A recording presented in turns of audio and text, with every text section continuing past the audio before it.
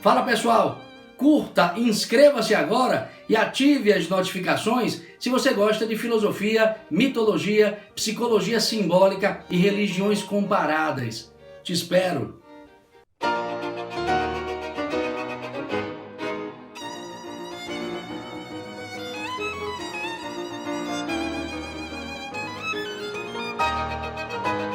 Vamos embora, então, abrindo oficialmente a live de hoje. O centro é a saída do labirinto. E eu começo com uma frase muito enigmática, uma frase procedente, provavelmente, dos filósofos, dos pensadores cristãos que estiveram envolvidos com a construção da Basílica de San Reparatus, na Argélia, que é uma basílica, claro, cristã, onde fora construído o primeiro labirinto católico, por assim dizer. Ou seja, o simbolismo do labirinto presente na Igreja Católica, presente no cristianismo. Isso aparece como marco histórico nessa basílica localizada na Argélia, e a frase é: não se atinge o Uno com um salto, e tampouco sem andar às voltas. Meu amigo, eu vou repetir para que você apreenda com mais precisão. Agora presta atenção no que eu estou falando. Olha o que está escrito. Provavelmente se encontra lá, não sei, mas é uma frase oriunda desse contexto aí da construção dessa basílica de San Reparatus, que é uma igreja, uma basílica lá numa das cidades da Argélia, uma igreja católica. E isso remonta ao século IV de nossa era, ou seja, há quase 1.600 anos atrás. Olha a frase que abre esta live. Não se atinge o uno, não se atinge o uno, ou não se atinge a unidade com um salto. Claro, com um salto de consciência. Não se atinge a unidade, ou uno, ou centro, com um salto. E tampouco sem andar às voltas. O que essa frase está comunicando é que a experiência humana, ou a existência humana, em última instância, é um processo, como eu já disse em muitas lives, é um processo cuja direção é a unidade da própria consciência humana. Ou seja, todo o nosso existir traduz-se numa busca pela unidade da própria consciência. Só que essa unidade, em cada um de nós, este uno, ou este centro, não se alcança com um salto, não se alcança pulando etapas, e tampouco sem andar às voltas, sem que andemos, ou sem que caminhemos a existência,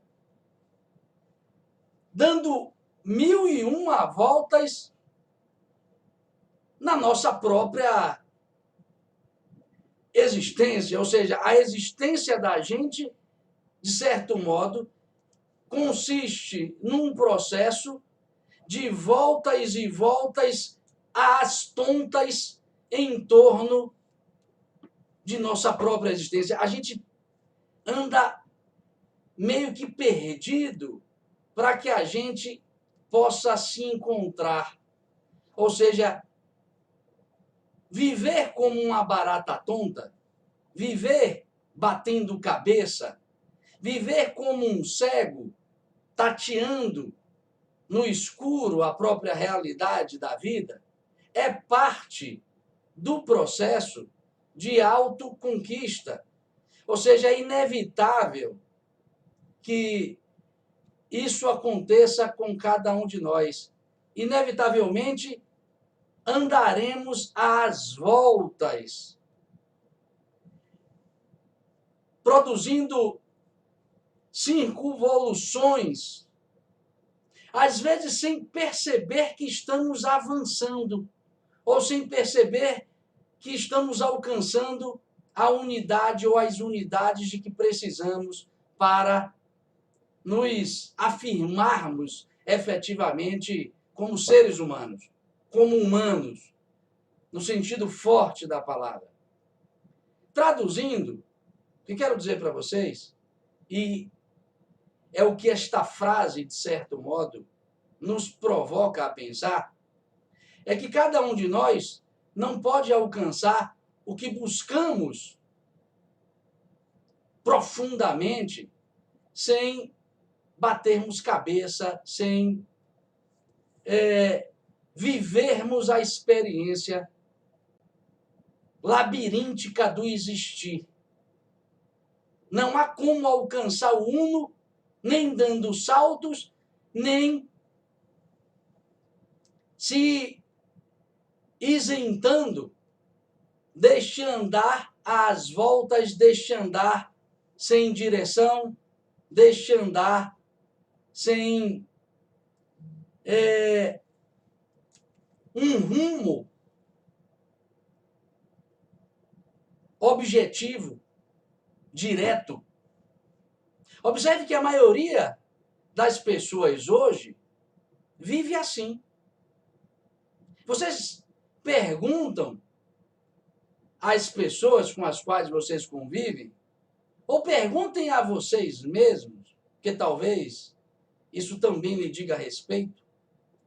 Pergunte o que você está fazendo aqui neste processo tão complexo e doloroso chamado vida, claro, com muitas alegrias, com muitas possibilidades de inspiração e realização, mas, claro, um processo complexo e doloroso. Você pergunta, e aí, velho, tá fazendo o que aqui? As pessoas vão falar, como assim? Tá fazendo o que aqui? Nunca parei para pensar sobre isso. O que eu quero dizer para vocês é que a maioria de nós não pergunta a si próprio por que nasceu, por que sofre, por que morrerá. Vive sob o talante da filosofia de Zé Capagodinho, deixa a vida me levar, e vai, claro, vivendo os processos de aprendizado do existir, sem tomar muita consciência do que está fazendo. Vive para pagar conta, vive fugindo da dor, buscando prazeres, seguindo as opiniões que estão mais em voga no momento. O vento sopra para cá, a pessoa vai para cá, sopra para lá, ela vai para cá, para lá. Ou seja, vive ao sabor das marés, ao sabor dos ventos, não tem as rédeas da vida em suas próprias mãos, não produz perguntas inteligentes e profundas a si mesmo, não questiona por que ela padece de certas enfermidades, de certos males físicos e psicológicos, não pergunta por que é ser humano, estando envolto de tantos outros seres, por que você não é sapo, porra? Por que você não é estrela? Por que você não é, sei lá, maré? Você é ser humano? Por mais que seja anedótica esta pergunta, essas questões que eu coloquei aqui, elas carregam consigo algo muito significativo, porque nós não fazemos as perguntas mais importantes que a vida de cada um de nós espera que sejam feitas. vamos vivendo, então, labirinticamente. Ok, isto é parte do processo do existir. E é tão parte, olhem bem, que o labirinto, como símbolo do existir humano, como símbolo da existência humana, como símbolo do trajeto que constitui a sua caminhada do ventre ao túmulo, o labirinto como símbolo da existência humana foi algo tomado pelas mais diferentes culturas. O senhor está me dizendo, professor, que este símbolo, então, não pertence à cultura grega? Não, a cultura grega talvez tenha sido a cultura que nos tenha legado este símbolo de modo mais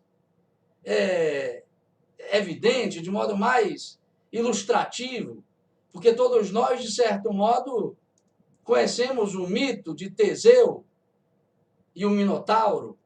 Teseu que entra no labirinto de Creta para enfrentar um monstro que habita o centro do labirinto. A gente conhece, de certo modo, essa história, inclusive porque o próprio Monteiro Lobato narra em muitas de suas histórias, as histórias de Pedrinho e Minotauro. Ou seja, de certo modo, isso não é algo estranho a nós. A história do labirinto é conhecida, a gente sabe do que se trata e sabe porque a cultura grega nos legou esses símbolos. Só que eu quero dizer para vocês que o símbolo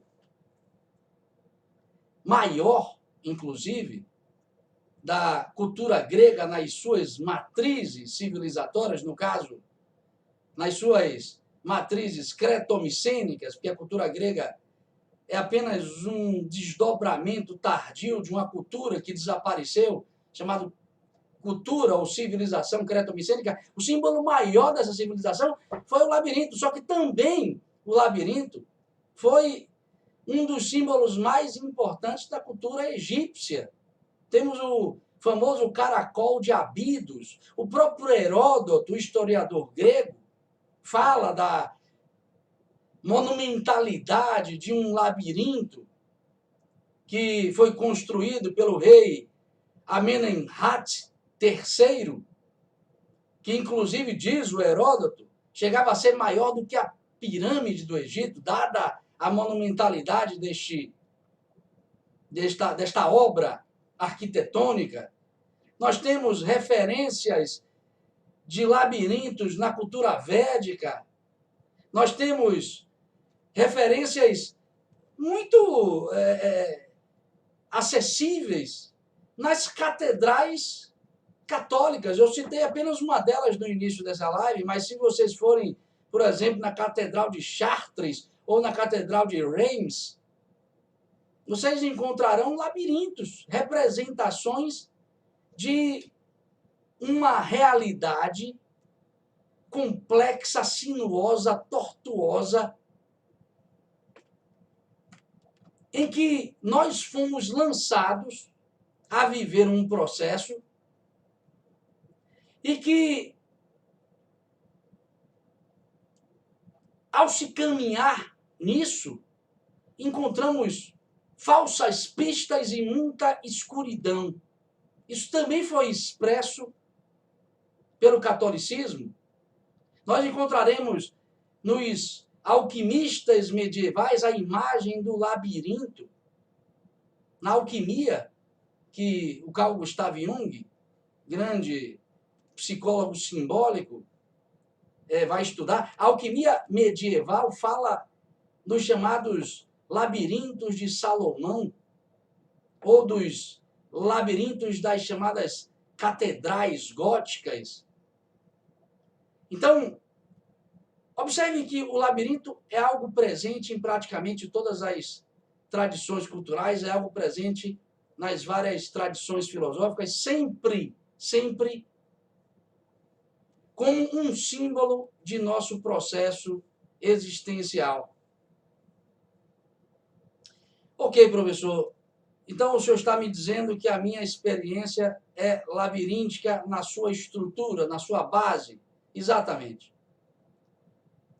Primeiro passo para que você comece a sair um pouco disso é entender que você se encontra num labirinto.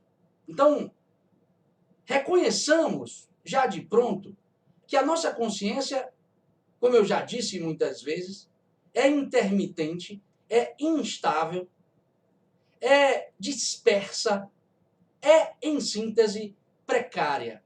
Você quase nunca está na realidade, quase nunca está no presente. Então a realidade lhe escapa o tempo todo porque você está o tempo todo disperso, você está o tempo todo distraído, você está o tempo todo desconectado com aquilo que merece atenção. Então, o seu cotidiano acaba tornando-se labiríntico. E é preciso que você reconheça que você é este caminhante do próprio labirinto, ou de um labirinto que em você se mostra dentro e fora. Por que é preciso que eu reconheça isso, professor? Ora, meu amigo, porque do contrário, você será arrastado pelas ilusões de seu ego, que tentará levar você a crer que você tem a realidade, que você está na posse de sua consciência e que você está no controle de sua existência. Não está.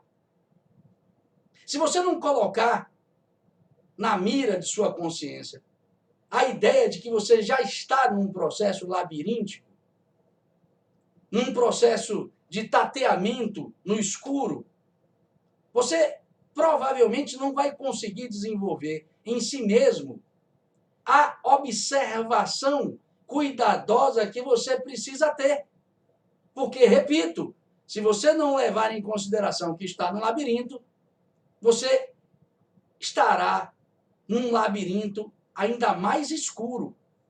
Então, tome consciência de que o seu existir é labiríntico. Agora, observe que o labirinto é um caminho sinuoso, tortuoso, que provoca você o tempo todo a se desorientar na vida, a se desnortear, mas ele, labirinto, é um caminho. E ele tem algo para qual o seu caminho se dirige. O centro. Todo labirinto tem um centro. Então reconheça que você está no labirinto. Sim, é importante, é fundamental, mas também leve em consideração que você pode escapar dessa realidade pouco a pouco, ou escapar de uma escuridão que lhe faça permanecer batendo cabeça na vida, no cotidiano. Então, o primeiro passo é o reconhecimento de que você se encontra no labirinto, e é isso que todas as tradições querem nos comunicar. Segundo ponto é levar em consideração que existe um centro, portanto, existe algo dentro do labirinto que já não é mais labirinto. E é interessante que cada um de nós, se quisermos observar esse tal labirinto instaurado em nossa vida, cada um de nós é efetivamente essa trajetória sinuosa, tortuosa, escura e ilusória a qual eu me referi. Porque pare e pense comigo aí. Pare e pense. Olhe para dentro de você. Eu te pergunto, você se entende, meu amigo? Porque pode estar parecendo que eu estou tratando aqui de uma coisa abstrata demais.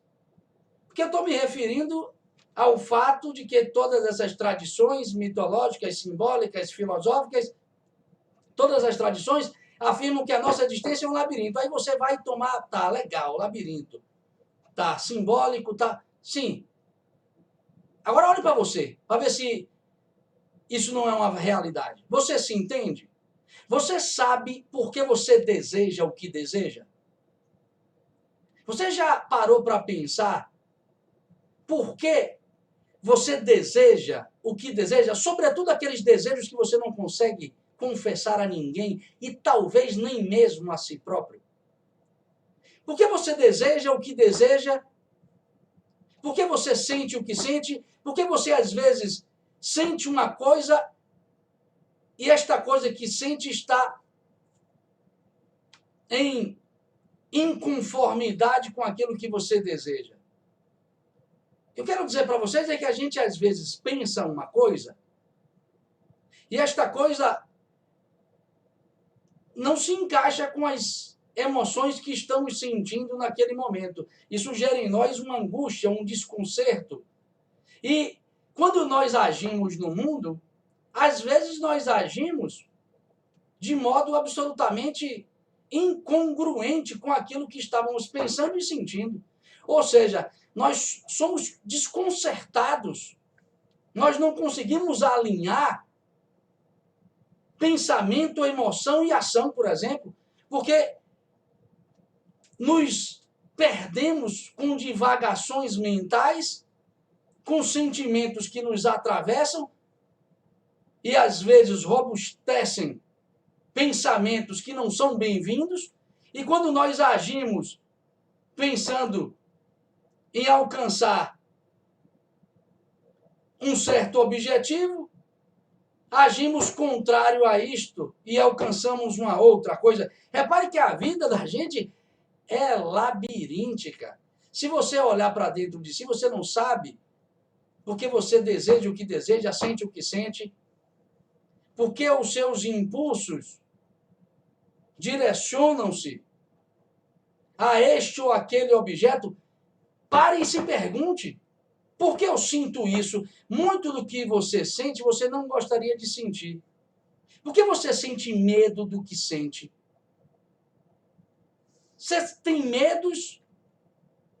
Esses medos atrapalham a sua relação consigo próprio, as suas relações com o mundo, as suas relações com o outro. Atrapalham você em muitas situações, em muitas circunstâncias, em muitas situações você não gostaria de sentir o medo que sente e simplesmente ele vem. E você não pergunta de onde vem isso, por que vem isso, como vem isso. E por que isso impede que eu alcance o que eu desejo. Repare, medo, desejos, pensamentos, pulsões instintivas. Você não quer agir de modo egoísta, mas age. Você quer controlar sua gula. E até cria todo um expediente mental de estratégias para controlar. E na hora que a situação se mostra, você trai a si próprio de modo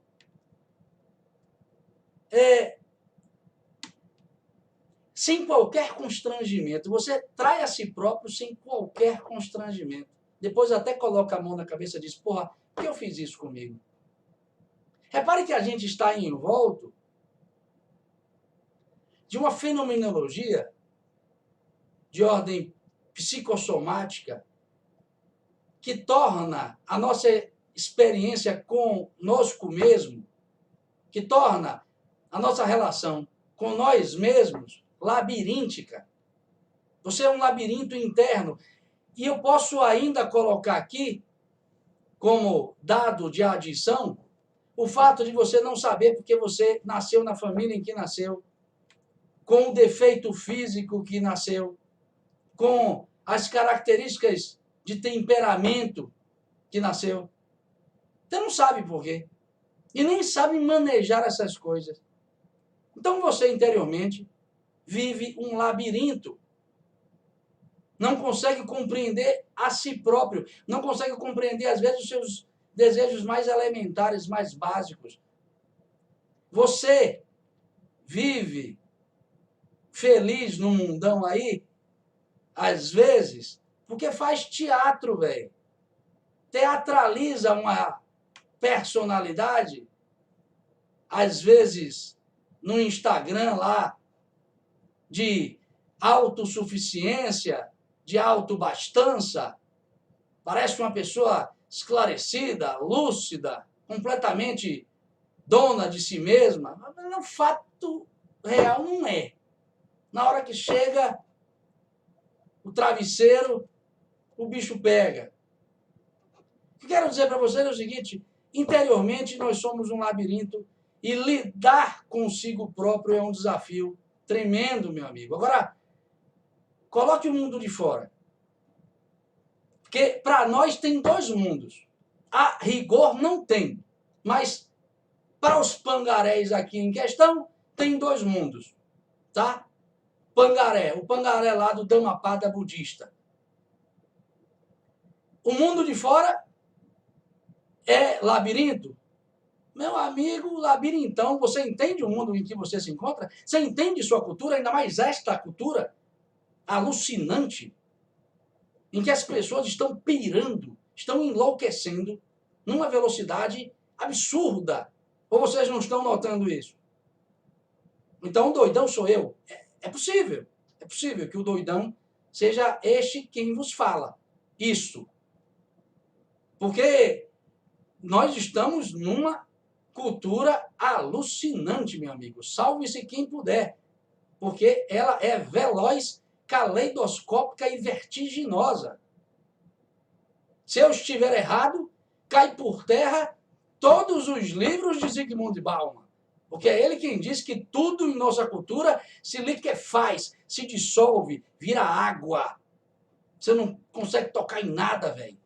Que é tudo líquido. Como é que a consciência humana, que é algo que é pura unidade em si mesma, consegue lidar com um mundo que se dissolve o tempo todo?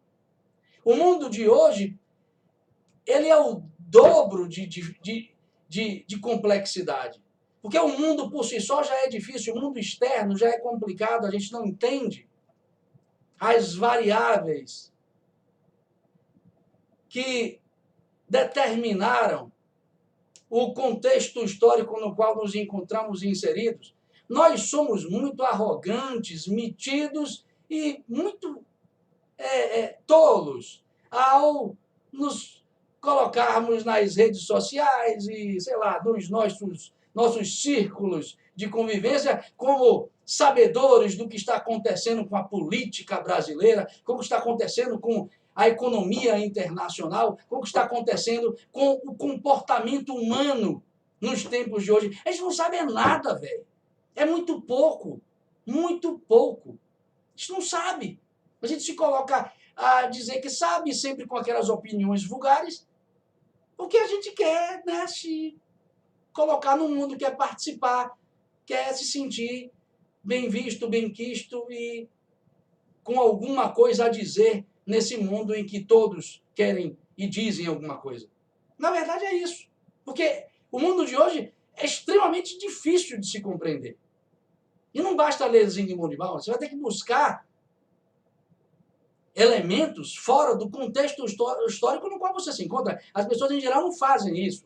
Então, aproveito aqui e abro até uma sugestão aqui, uma recomendação. Querem compreender o mundo de vocês? Saiam das referências culturais do mundo no qual nos encontramos. Porque as explicações para o mundo de hoje, os princípios que delineiam o mundo de hoje não se encontram no mundo de hoje. Mas isso é assunto para uma outra live, quem sabe. O que eu quero dizer para vocês é que o mundo, por si só, é labiríntico. Então, você está num labirinto interno e inserido num externo que talvez seja ainda maior. Então, é labirinto total, meu amigo. Então, observe que a experiência do existir é labiríntica. Você pode perguntar, e aí, professor, como é que a gente resolve essa parada? Como é que o ser humano resolveu este problema, uma vez que este é o problema fundamental de sua existência? Ou seja, existir num contexto em que tudo é sombra, em que tudo é transitório, em que tudo é efêmero, em que tudo passa, em que tudo muda. Como é que dá conta de um processo desse? Bom, aí é onde entra, para finalizar, aí é onde entra o símbolo do herói, que é um símbolo sempre vinculado a essas imagens de labirinto apresentadas pelas mais diferentes culturas. Ou seja, dentro destes tais labirintos representados pelas mais diferentes culturas, há um caminhante que não é um caminhante qualquer, é um herói, velho. Vá lá, vê lá na representação grega, você vai encontrar o próprio Ares Dionísio. Nas versões cretomicênicas, já que eu citei aqui a civilização cretomicênica, nas versões mais autênticas do mito do Minotauro, melhor, no mito do labirinto, conta-se que tudo era escuridão e um deus chamado Ares Dionísio recebe um labris, que é um machado de duplo fio. O nome labris já está indicando de onde vem a etimologia, de onde vem a semântica da palavra labirinto, a sua estrutura radical. Labris, labirinto. Labris é um machado de duplo fio, que é o símbolo maior da cultura cretomicênica, que é a cultura que deu origem à cultura grega. E existe uma narrativa mitológica em que o deus Ares Dionísio desce ao mundo para esculpir a escuridão com um machado de duplo fio. Por que machado de duplo fio? Por que o labris? Porque o labris simboliza um processo que você deve constituir na sua vida para abrir caminho dentro do seu próprio labirinto. O labris é o símbolo de uma ferramenta que corta dentro e fora ao mesmo tempo.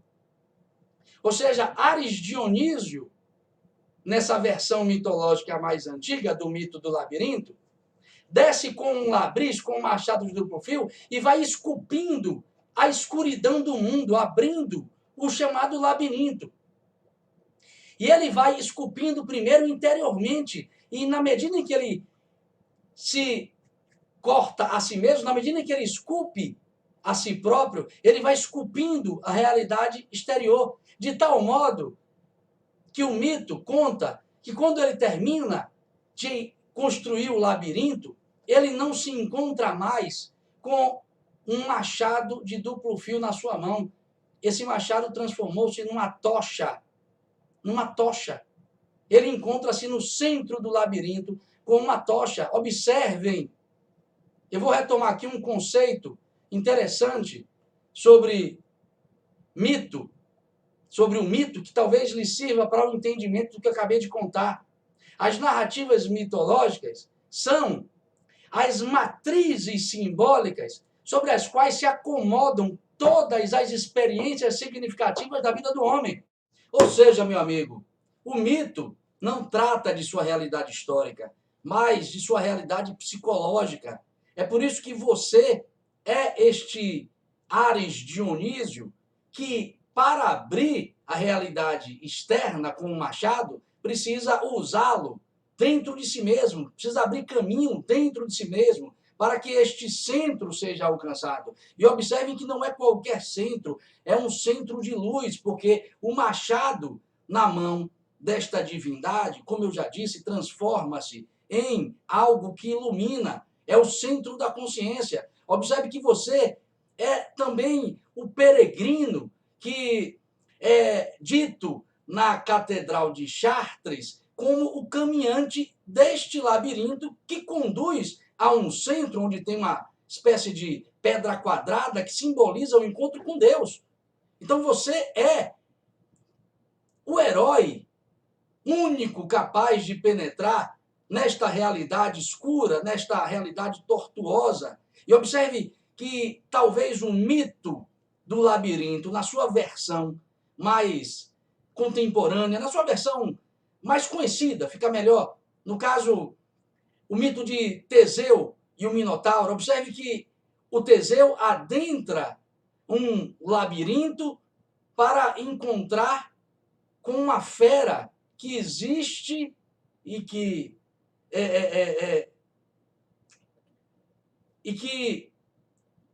devora os atenienses a cada 7 anos. Ou seja, o herói penetra no labirinto para enfrentar uma monstruosidade chamada Minotauro. Observe que o mito está desenhando para você a sua própria realidade psicológica, porque observe que, como eu disse, você vive uma experiência psicológica labiríntica.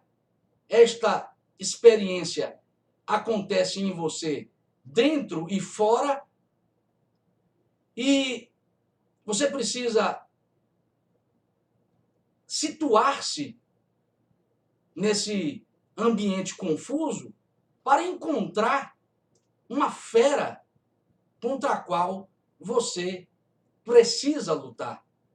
Então, observe que essa versão é um pouco mais objetiva quanto ao principal desafio posto a cada um de nós na existência: o enfrentamento de nossas feras, de nossos monstros, de nossos dragões interiores, dentro de uma experiência labiríntica. Isso é a própria vida.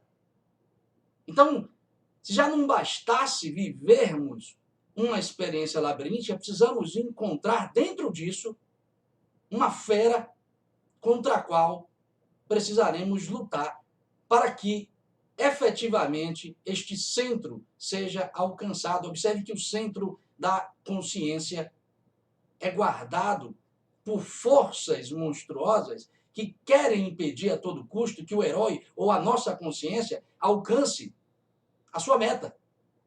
Então, observe que todas essas histórias revelam muito de nossa experiência no mundo, muito de nossa experiência pessoal. Só que tem um detalhe para finalizar mesmo.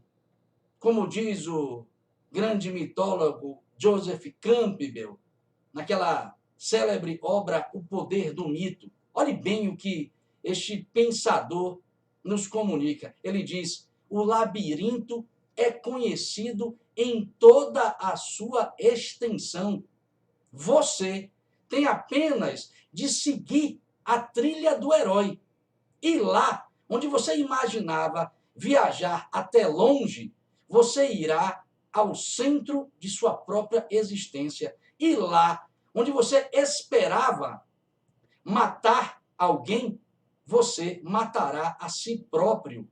E lá, onde você esperava encontrar algo abominável, você encontrará um Deus. O que o Campbell está dizendo para todos nós é que, por mais que a experiência de cada um de nós, mais que nossa experiência no mundo seja labiríntica, e por mais que este tal centro seja algo difícil de se alcançar, todos os santos, todos os gênios, todos os heróis, todos os filósofos de verdade já caminharam esse labirinto, já viveram essa experiência, e por isso a gente pode se apoiar no que eles nos oferecem de ensinamentos para alcançar esse centro. O que o Campbell está dizendo é o seguinte: nós podemos vencer esse labirinto com a ajuda